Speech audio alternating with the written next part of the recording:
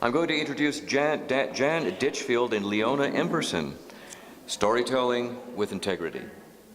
Now, for those of you who don't know Jan Ditchfield is a passionate fundraising and marketing professional, and Jan is the founder of One with One. That's for those who can't see. One is W-O-N, One with One, O-N-E, a nonprofit organization which supports people who are blind and or physically challenged.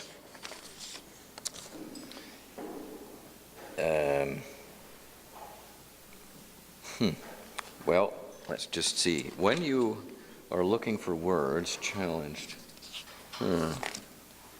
Well, I shall just carry on here. I have misplaced a page.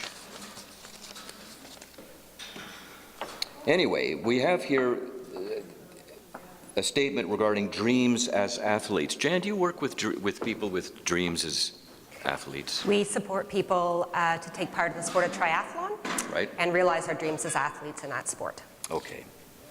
Then, now with her extensive, new person here, with her extensive background in client relations, writing, and sports marketing, Leona Emberson, who is a charming person, I've met her before, has been involved in learning and awareness around topics such as parasports and independence.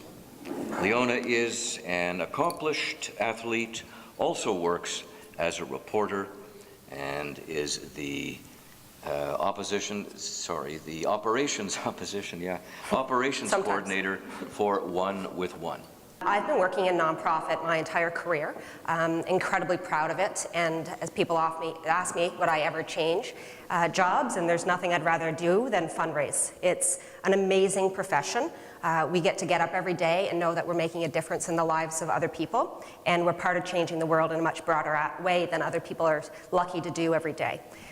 Most of my career has been working within the fields of disability. As was spoken, I did found my own charity 6 years ago, and we've been officially running, this year we turned 5. We started up as a little organization with 2 people and grew into a membership of over 50 now. Where we support people from Newfoundland to British Columbia be able to get involved in the sport of triathlon through equipment, resources, and opportunities. So we race as a team. Every year we do 3 races or more, and bring people out just to be able to take part and get active and get a great big medal at the end of the race.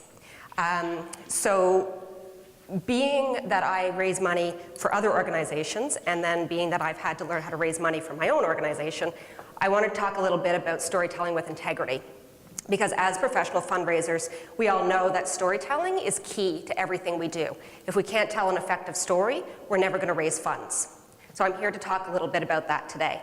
But first, it's important for me to know who's in the room. So I'm just wondering if we can just kind of go around and say who's here, and just maybe kind of, so I know if you are currently working in the field, or you're currently running a campaign, or you're just here to kind of start to learn more about this and how you can apply it to your own charity if you are with one. So could we start at my left front table? We're so lucky with all of the places that we have within our region. There's so many amazing organizations. And if you can just get to click the slide, please. So I'm going to talk a little bit, so some people will be familiar with what I'm talking about. If you are a fundraiser, you know what a case for support is, and you've probably written a billion of them. If you're new to it, I'm just going to start off a little bit by talking about what a case for support is and why it's so important to the work that we do, and then starting to move into why language matters within our specific area of expertise. So in fundraising, a key strategic consideration is the case for support. And this is your formal expression of the cause and why it warrants financial support. It typically is going to communicate your mission and values, importance and urgency, specific objectives, history and credibility of the organization, what would happen if the organization failed, and how the donor can help. Next slide. Typically, organizations run write a case for support, and then tailor it to match the needs of the specific segments of fundraisers. If I turn my head, can you hear me? Because I keep losing myself. Okay. So the specific segments of funders, campaigns, or even individual donors if major gifts are being solicited.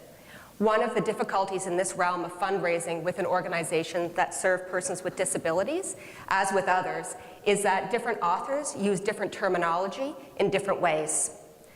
There are 4 types of cases for support. So there's an internal case, which are basically your notes that you're going to be using internally for talking points for donors and prospects. There's a general case, which has 2 functions. It is to illustrate why the nonprofit's mission is important, and also to make clear the necessary support of the donor. There's the feasibility or the draft case, which is what you use when you bring forward to your committee, and trying to get your top prospects and getting their feedback on whether you're using the proper language that's going to resonate with a donor. And one of my favorite expressions always is, when you go and you ask for money, you get advice. If you go and ask for advice, you get money. So this is one of those times that is a great use for this type of support. The public case, which is the one that we know most commonly, is used by staff in order to make personal visits, and as well as broader outreach such as direct mail and things of that sort.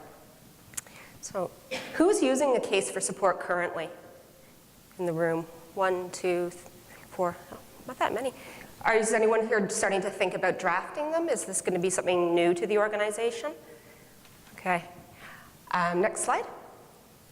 So I want to specifically start off by talking about ableism. And I don't know, is there anyone in the room who's familiar with this term? I know this morning there was some talk. Lori, yes, Liz. There was some talk this morning as well about the social model versus the charity model, and I'm just wondering if ableism came up in any way. So ableism, and this is the reference that I'm using is it's a scholar reference, which I find the most, it's easiest to understand if it's something that's new to you this way. So ableism is a form of discrimination or prejudice against individuals with physical, mental, or developmental disabilities that's characterized by the belief that these individuals need to be fixed or cannot function as full members of society. As a result of these assumptions, individuals with disabilities are commonly viewed as being abnormal rather than as members of a distinct minority community. Next slide. The reason I'm talking about ableism is because this is something where there are 3 types of ableism that are most often used, terms that are used, and I'm going to speak today about well-meaning ableism. And I have air quotes around the well-meaning. This is something that very often will actually start to translate into fund development messaging, and is something that I'm here today to talk to you about thinking about changing. It's just something I'm very passionate about. So the idea of well-meaning ableism is that ableist thoughts or actions in question are motivated not by hostility, but by misguided goodwill. So fundraising campaigns, which have been based in the past portraying persons with disabilities with pity or sadness, or using disability as something to be feared, is a very common form of well-meaning ableism. Referring to people with disabilities also as being differently abled or hand capable, or because disability sounds too negative, those are often things too that you'll start hearing people say. One of the problems with this is these ideas and these habits is that it can be debilitating to a fundraising campaign and to the greater goal of the organization, because it's continuing to perpetrate stereotypes, and it's time that we need to start changing this in our language every single day. So I'm just wondering if anybody can think of a campaign, a fundraising campaign in the past that they've seen, or something, and don't need to name organizations, we're not here to shame or blame, but just talk more in general terms, of something that really caught your attention that could have been viewed as a well-meaning ableism campaign. Lori? Yes. Canada had a campaign a number of years ago. It didn't last very long because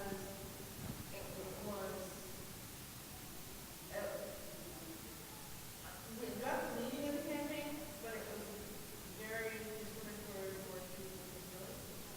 It was a visual of someone in the left chair staring out a window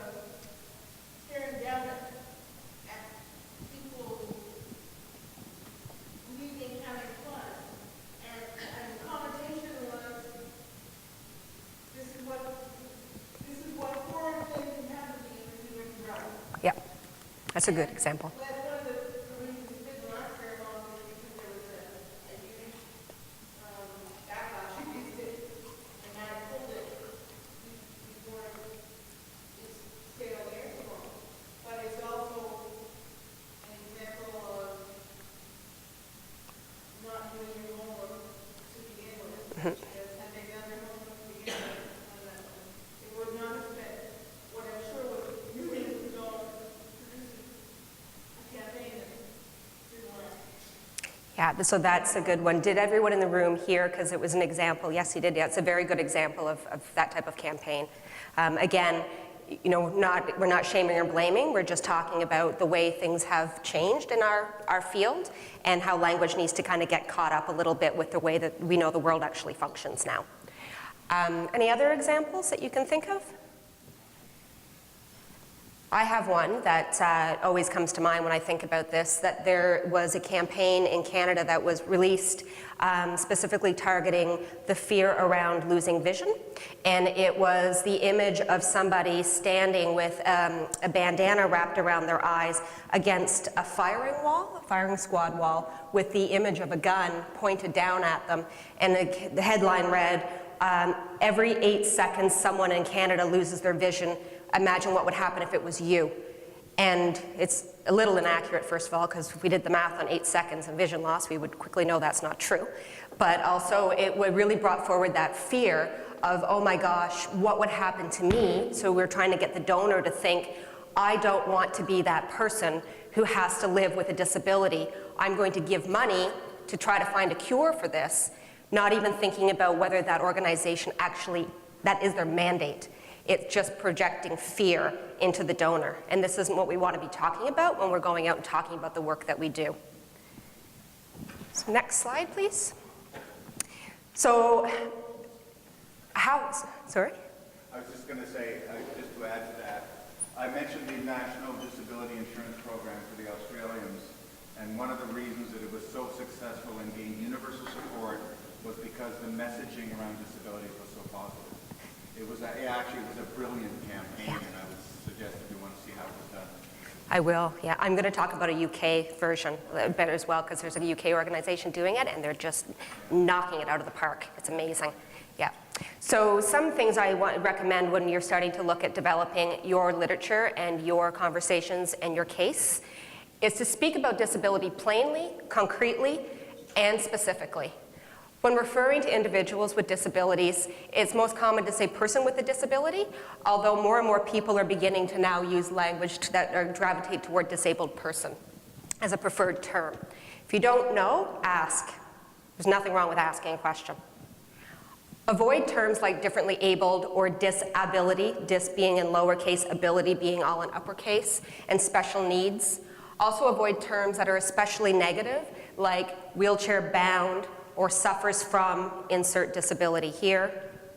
Disability terms should be accurately descriptive and should not be weighed down with either negative or positive value judgments. Just speak neutrally about disability matters. Do a click.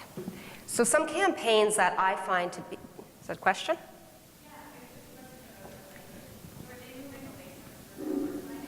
It's changing. It really, that's why I always say ask what people prefer. Go ahead, Lori.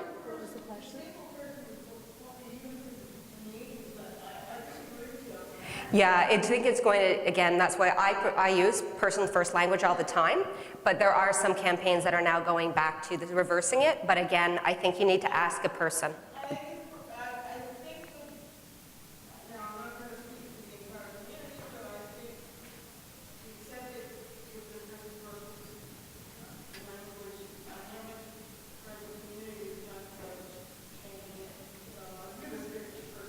Person first, or in all other cases, use the person's first name.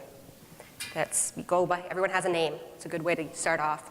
So there's a campaign that the CPC, the Canadian Paralympic, did leading up to Sochi, and it is one of the best examples I've seen out there, I believe, of actually focusing on speaking frankly about disability, plainly, but putting it as a focus on the person.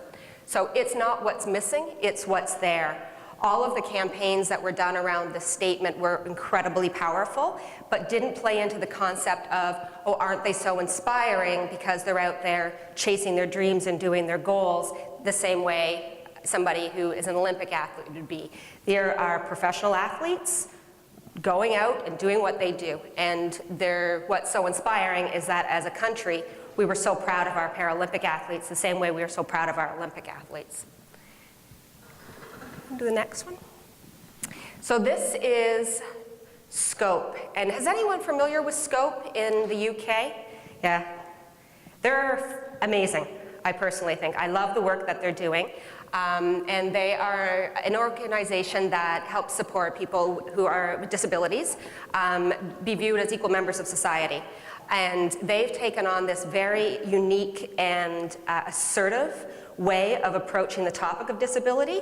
I would recommend do some Google on them and watch their videos. They're fantastic. And this is one of my favorite ones they put out there. So Strip for Scope was a campaign that they ran in the month of July, and what it was to inspire people to donate 1 million pieces of used clothing that they could go then and sell in their shops, thrift shops they run, to be able to put the money back into the organization.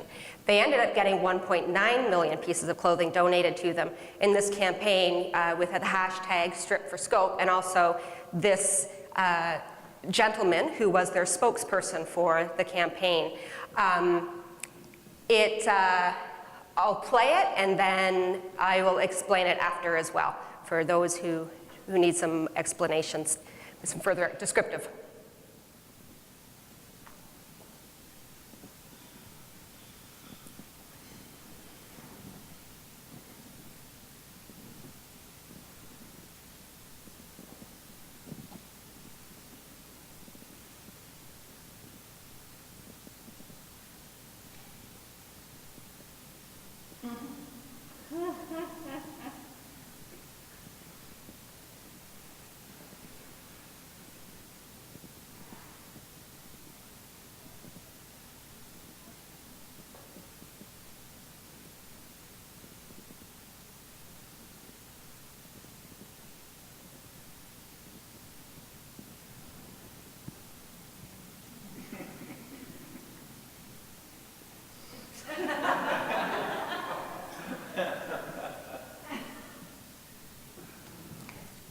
So what is so amusing about the campaign is that you have this image of this very attractive young man walking into a thrift store with his donation bag and starting to take his clothes off that he's wearing to donate them.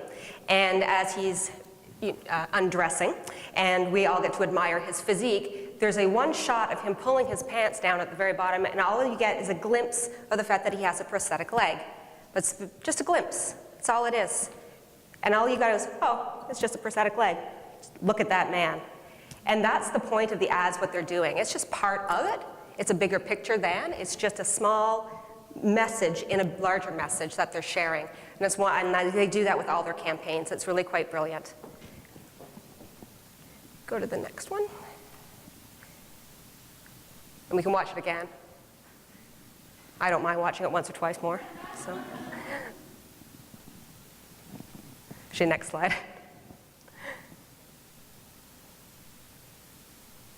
So this is a campaign that I designed with One. One of the major things that we do within our organization is we provide equipment, adaptive equipment, so that people can participate in sport. We began working primarily with people who are blind or visually impaired, and the cost of equipment, if you're familiar with tandem bicycles, is mind-boggling at times. So we began to try to identify what the needs are for our organization and started raising money to purchase as many tandems as we could. So our last campaign, when we were designing it, we wanted to actually go away from the concept of, isn't it inspiring to see a bicycle built for two out there? Isn't it inspiring to watch somebody who's blind be able to experience the freedom of riding a bicycle? We just wanted to focus on the fact that riding a bicycle is awesome. It's awesome when you're 5, it's awesome when you're 50. It doesn't really matter how you got there, but everybody remembers the first time they had their first bike. Everybody remembers that. So our campaign was built around that. So remember how old you were when you rode a bike for the first time? So does Shelly Ann. She was 50. So again, Nothing to do with the disability, nothing to do with that. It had to do with the opportunity. And she rides a bike like a mad woman now. And although Leona and I are quite proud that we managed to get her to pull her seat up a little bit higher this last summer, but that bike means so much to Shelley and for what she's able to do with it and all the races she goes with it, to it on. But again, we didn't want to focus on inspiration. We wanted to focus on riding a bike is awesome. Everybody has the same right to that experience, no matter what. Next slide. One of the things that I recommend too is let pictures speak for themselves. This advice is meant to address a phenomenon that is fairly new that's happening now, and it's disability photos and slogans that are being used in social media campaigns. These photos are actually usually accompanied by some kind of inspiring, air quote, slogan that underscores the value that we're supposed to take from this picture a feeling of courage or perseverance and faith, triumph of human spirit, or even the reality of miracles. It's also commonly known as inspiration porn. That's what we tend to call it. The problem isn't the values that are being shared with it, it's the fact that the person with a disability is becoming an icon or a symbol instead of being viewed as a person. One solution is simply to show photos in your messaging that leave out slogans. Let donors interpret what they're seeing. It's much better to prompt people to think freely of images of disability than use an unauthentic message with our donors. We can use the next slide. This is an example of what we would call inspiration porn.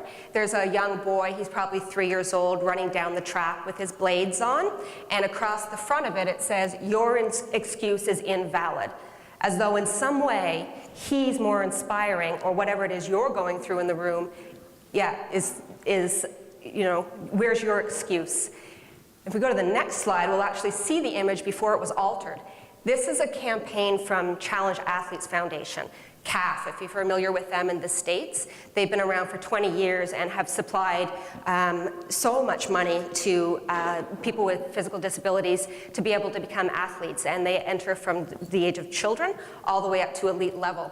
And when you look at the image in its original setting, it's just a kid running down a track. That's all it is. It's no different than any other kid running down a track. And along with that are all the other athletes and how you can progress in your career, whether you're going to be riding with one prosthetic leg or a blade, or you're going to be riding a hand cycle in the future. Again, they're just athletes.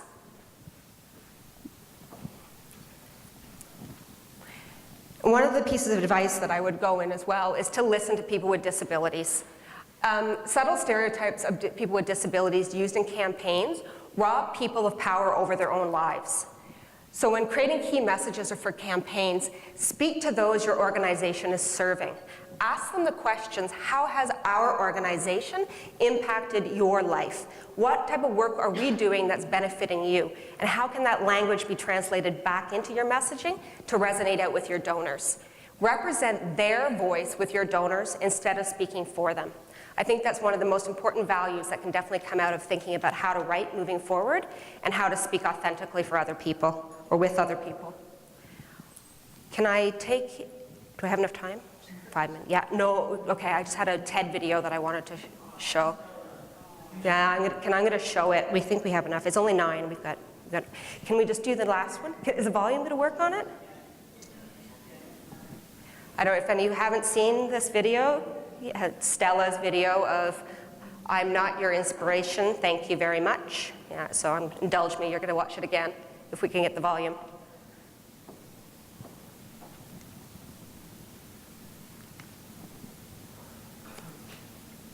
In a very small country town in Victoria. I had a very normal, low-key kind of upbringing. I went to school, I hung out with my friends, I fought with my younger sisters. It was all very normal. And when I was 15, a member of my local community approached my parents and wanted to nominate me for a Community Achievement Award. And my parents said, that's really nice, but there's kind of one glaring problem with that. She hasn't actually achieved anything. Yeah. And they were right, I went to school, I got good marks, I had a very low-key after-school job in my mum's hairdressing salon, and I spent a lot of time watching Buffy the Vampire Slayer and Dawson's Creek. Yeah, I know, what a contradiction. But they were right, you know, I wasn't doing anything that was out of the ordinary at all. I wasn't doing anything that could be considered an achievement if you took disability out of the equation. Years later, I was on my second teaching round in a Melbourne high school, and I was about 20 minutes into a Year 11 legal studies class when this boy put up his hand and said, "Hey miss, when are you going to start doing your speech?" And I said, "What speech?" You know, I'd been talking to them about defamation law for a good 20 minutes. And he said, "You know, like your motivational speaking. You know, when people in wheelchairs come to school, they usually say, like, inspirational stuff." Yeah. It's usually in the big hall. And that's when it dawned on me. This kid had only ever experienced disabled people as objects of inspiration. We are not, you know, to this kid, and it's not his fault. I mean, that's true for many of us. You know, for lots of us, disabled people are not our teachers or our doctors or our manicurists. We're not real people. We are there to inspire. And in fact, you know, I'm sitting on this stage looking like I do in this wheelchair, and you are probably kind of expecting me to inspire you, right? Yeah. Well, ladies and gentlemen, I'm afraid I'm going to disappoint you dramatically. I'm not here to inspire you. I'm here to tell you that we have been lied to about disability. Yeah, we've been sold the lie that disability is a bad thing. Capital B, capital T. It's a bad thing, and to live with disability makes you exceptional. It's not a bad thing, and it doesn't make you exceptional. And in the past few years, we've been able to propagate this lie even further via social media. You know, you may have seen images like this one: "The only disability in life is a bad attitude." Or this one: "Your excuse is invalid, indeed." Or this one: "Before you quit, try." Yeah. These are just a couple of examples, but there are a lot of these images out there. You know, you might have seen the one, the little girl with no hands drawing a picture with a pencil held in her mouth. You might have seen a child running on carbon fibre prosthetic legs. And these images, you know, there are lots of them out there. They are what we call inspiration porn. And I use the term porn deliberately because they objectify one group of people for the benefit of another group of people. So in this case, we're objectifying disabled people for the benefit of non-disabled people. The purpose of these images is to inspire you, to motivate you, so that we can look at them and think, well, however bad my life is, it could be worse. I could be that person. But what if you are that person? I've lost count of the number of times that I've been approached by strangers wanting to tell me that they think I'm brave or inspirational. And this was long before my work had any kind of public profile. They were just kind of congratulating me for managing to get up in the morning and remember my own name. And it is objectifying. These images objectify disabled people for the benefit of non-disabled people. You know, they are there so that you can look at them and think that things aren't so bad for you, to put your worries into perspective. And life as a disabled person is actually somewhat difficult. We do overcome some things. But the things that we're overcoming are not the things that you think they are. They are not things to do with our bodies. I use the term disabled people quite deliberately because I subscribe to what's called the social model of disability, which tells us that we are more disabled by our bodies, the society that we live in rather, than by our bodies and our diagnoses. So I've lived in this body a long time. I'm quite fond of it. it does the things that I need it to do, and I've learnt to use it to the best of its capacity, just as you have. And that's the thing about those kids in those pictures as well. They're not doing anything out of the ordinary. They are just using their bodies to the best of their capacity. So is it really fair to objectify them in the way that we do, to share those images? People, when they say, you know, you're an inspiration, they mean it as a compliment. They mean it as a compliment. And I know why it happens. It's because of the lie. It's because we've been sold this lie that disability makes you exceptional. And it honestly doesn't. And I know what you're thinking. You know, I'm up here bagging out inspiration, and you're thinking, geez, Stella, aren't you inspired sometimes by some things? And the thing is, I am. I learn from other disabled people all the time. I'm learning not that I am luckier than them, though. I am learning that it's a genius idea to use a pair of barbecue tongs to pick up things that you drop. I'm learning that nifty trick where you can charge your mobile phone battery from your chair battery. Genius. We are learning from each other's strength and endurance, not against our bodies and our diagnoses, but against a world that exceptionalises and objectifies us. I really think that this lie that we've been sold about disability is the greatest injustice. It makes life hard for us. And that quote, the only disability in life is a bad attitude, the reason that that's bullshit is because it's just not true. Because of the social model of disability, you know, no amount of smiling at a flight of stairs has ever made it turn into a rap. Never.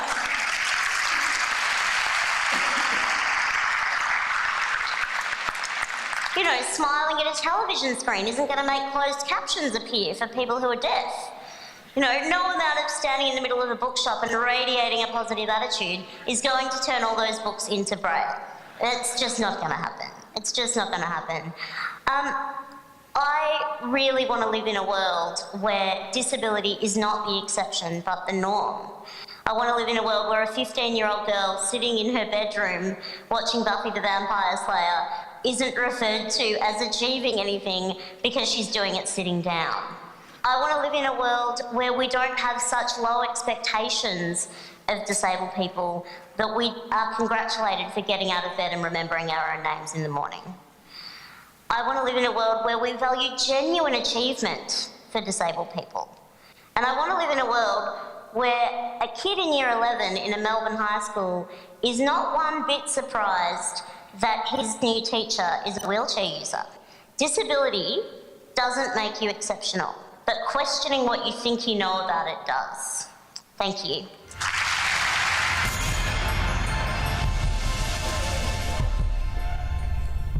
I love that talk. I just think it's brilliant. And I think if the one piece of advice that I could leave you with today is just because we're talking about don't use inspiration as something, you are still required to do that. You're inspiring philanthropy. And I encourage you to go out and inspire that. It's the greatest gift that we can give back to this world. But just remember when you're doing it, to inspire it with integrity. Thank you very much. If anyone has any questions.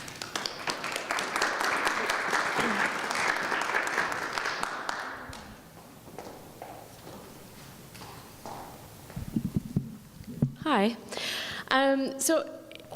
I find it hard, especially for things like direct mail, appeals. What kind of language can you use, or how do you walk that fine line between, letting someone know how it feels to be in that situation and the support you're providing, versus, creating pity and that sort of thing? Like, how do you still portray it positively, but at the same time demonstrate the need? It's a good question, and I think that, none of us are masters at it yet, I will say that. We're still learning, we're still figuring this out. But one of the things that I've used in all of my campaigns is using language that is specific and language that can be backed up as fact instead. So I'm not trying to move into talking about the with vision loss that, oh, if you don't give to us, they're going to be people are never going to be able to participate, or they've been locked away in their house and they're sheltered from things. That's not the language we use. We use fact more based on this is what the stats are in the country. This is what we know health participation can do for somebody. This is the results of it. And we also use language we ask the people we serve to write for us. So a lot of the time our cases are being written by our clients and our people, not by those of us who are in the office. That's been really effective. What do you do about pictures and privacy issues? So I recommend that you get a really good waiver, is what I do. I've worked in two sides of that in my career where I haven't had any issues because we introduced that from the beginning, that this was just part of it. Everyone was expected to sign the waiver, and if we would just say, this is a photo we're using, are you okay with that? Give us a yes, no. Then I've had the other side of it as well, where there's been tremendous fear about you're invading the privacy issues. And I think that my advice to you would be to start off with the people that you know are going to be champions for the organization and build out from there. That the best success is going to come from the people who are talking the loudest about you, but the best about you. And they'll help to inspire other people to come on board. But waivers